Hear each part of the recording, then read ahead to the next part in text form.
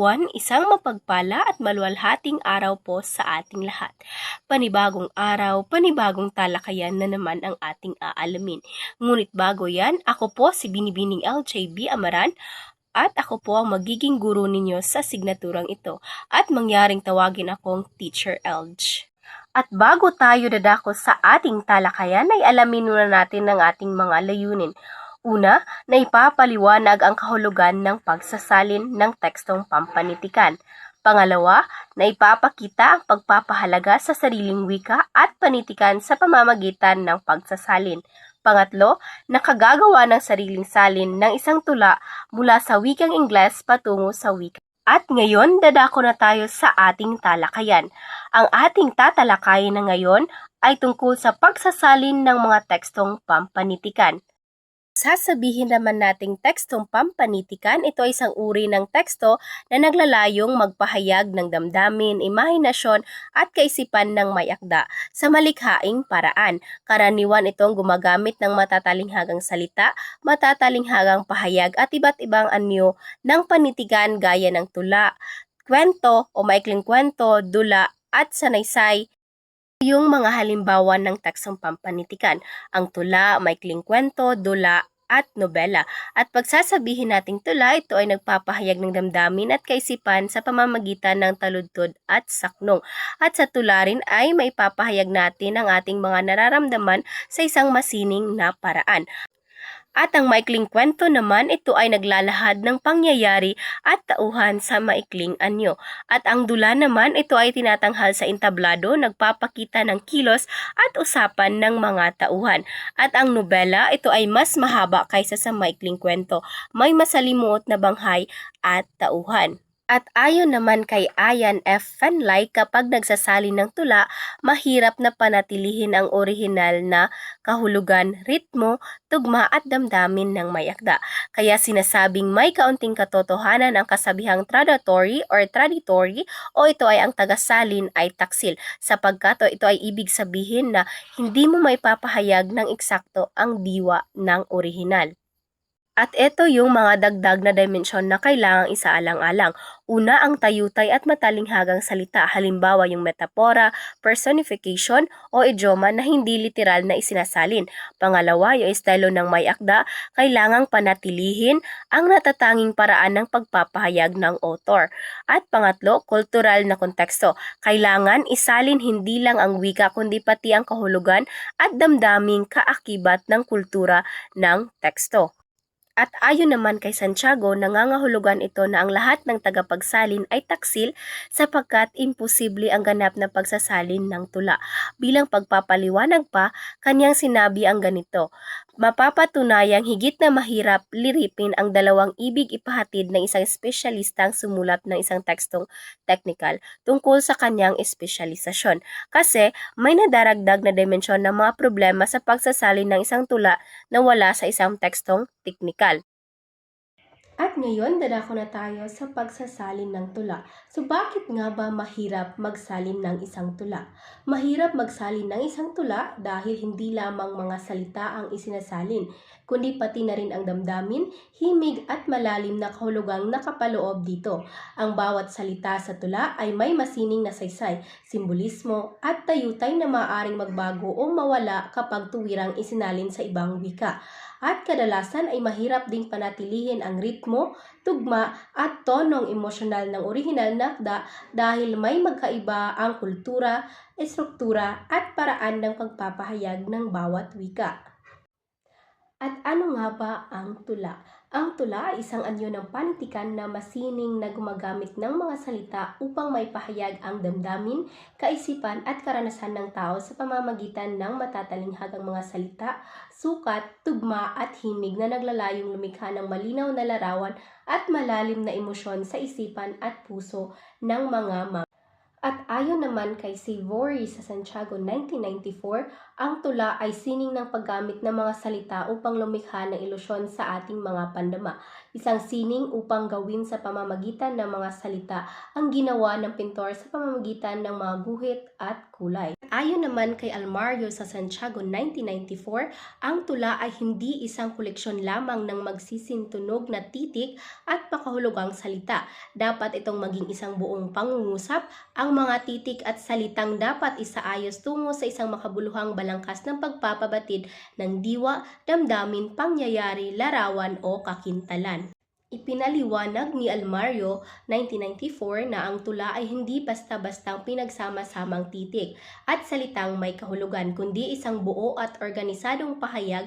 Kailangang maayos ang pagkakaugnay ng mga salita upang makabuo ng malinaw at makabuluhang balangkas na nagpapahayag ng diwa, damdamin, karanasan, larawan o kaisipan. Kaya't ang tula ay isang sining na may layunin at lalim, hindi lamang palumuti ng wika.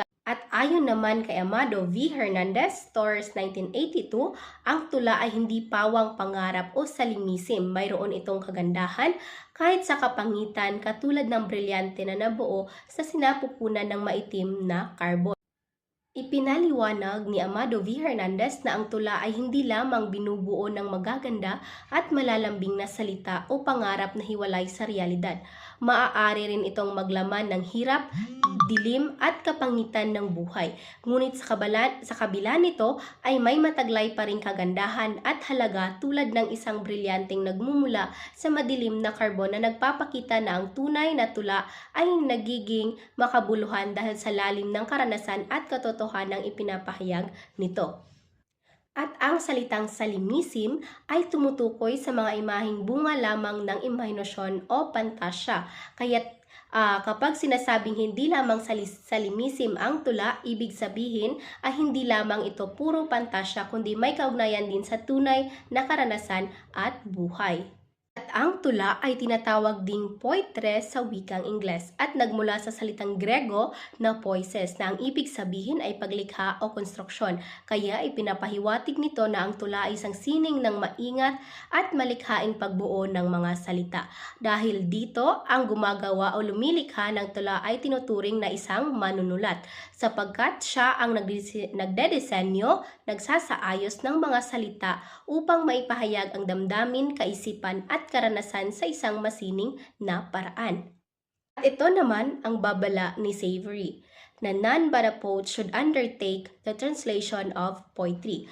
Ay nangangahulugang isang makata lamang ang tunay na angkop magsalin ng tula, sapagkat ang pagsasalin ng tula ay hindi simpleng paglilipat ng salita mula sa isang wika patungo sa iba pang wika, kundi muli itong paglikha ng damdamin, imahinasyon, ritmo at lalim ng kahulugan ng orihinal na akda, na tanging isang makata lamang na may sensibilidad at malikhaing kakayahan ang kayang magpanatili nito. Ipinapakita ng mga pananaw ni Browning, Bridges, Belloc, Fitzgerald at Butler na magkakaiba ang pamantayan sa pagsasalin ng mga akdang klasiko.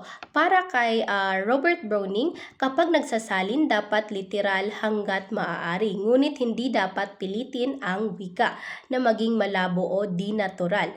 Ibig sabihin, panatilihin ang kahulugan ng orihinal pero huwag sirain ang daloy at ganda ng sariling wika. At para naman kay Robert Bridges, mahalaga ang estilo at tono ng may akda. Ang salin ay hindi dapat basta-basta literal, kundi dapat ipadama pa rin ang damdamin, ritmo at estilo ng orihinal na wika. At ayon naman kay Belloc, hindi sapat na kopyahin lamang ang estilo ng orihinal na manunulat, na dapat malikhaing gamitin ang sariling wika upang maipahayag ang parehong damdamin at kahulugan. At panghuli naman, ayon kay Edward Fitzgerald at Samuel Butler, ang salin ay dapat maging magaan at kaaya-ayang basahin. Kaya't hindi lamang literal na salita ang mahalaga, kundi ang daloy at kagandahan din ng pagbasa. At ngayon, kailangan ba talagang isalin din ang sukat at pinagtutugmang or ang pagtutugmang ginamit ng makata, yung AAA, ABBA, ABAB, at iba pa? So the ideal translation of a poem should reproduce all the qualities, tonal, intellectual, affective, of the original. Having said this, we must immediately add that it is impossible. What is well done in one language, rote, Roger Bacon, cannot be possibly reproduced in another with the same authority which it had in the original. At ibig sabihin lamang nito na hindi laging kailangan isalin ang sukat at tugma ng tula dahil ang pinakamahalaga sa pagsasalin ay maipahayag ang diwa, damdamin at mensahe ng orihinal. Ang mga elementong tulad ng sukat at tugma ay natatangi sa bawat wika at kadalasan ay hindi insaktong naipapasa sa ibang wika. Kung pipilitin itong gayahin, maaaring mawala ang natural na daloy o ang tamang emosyon ng isang tula.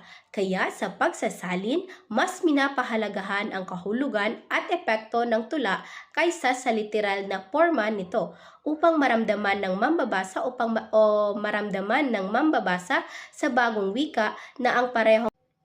At ngayon, dadako na tayo sa tatlong batayang simulain ni Wodehousley na sinipi ni Savory sa kanyang aklat. Mga batayang mapagsasaligan sa paghatol sa kahusayan ng isang salin. Una, dapat na lubusang mapaloob sa salin ang mga kaisipang nasa orihinal. Ibig sabihin na ang salin ay hindi dapat mawalan o magdagdag ng mahalagang ideya. Ang lahat ng kaisipan at mensahe ng orihinal ay dapat ito ay malinaw na maipahayag. At ang pangalawa naman ay ang estilo at paraan ng pagkasulat ay dapat na maging kauri ng estilo at pamamaraan ng orihinal. At ito ay nangangahulugang na dapat ding panatilihin ang estilo, tono at paraan ng pagkasulat ng orihinal na wika. Halimbawa, kung ang orihinal ay masining, malikhain o formal ang wika, ang salin ay dapat ring maghatid ng parehong damdamin at epekto sa mambabasa upang maramdaman nila ang parehong karanasan na dulot ng orihinal. Sa ganitong paraan, mapapanatili ang integridad at sining ng orihinal sa bagong wika.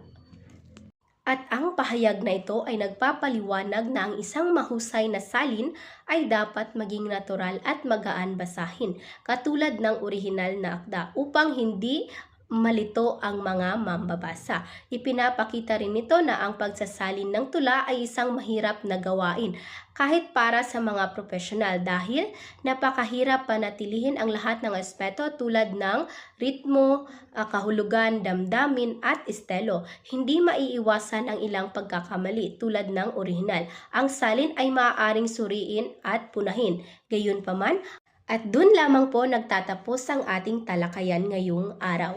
At naway marami kayong natutunan sa ating talakayan. Muli ako po si Teacher Elge, ang inyong guro sa klaseng ito. Maraming salamat po.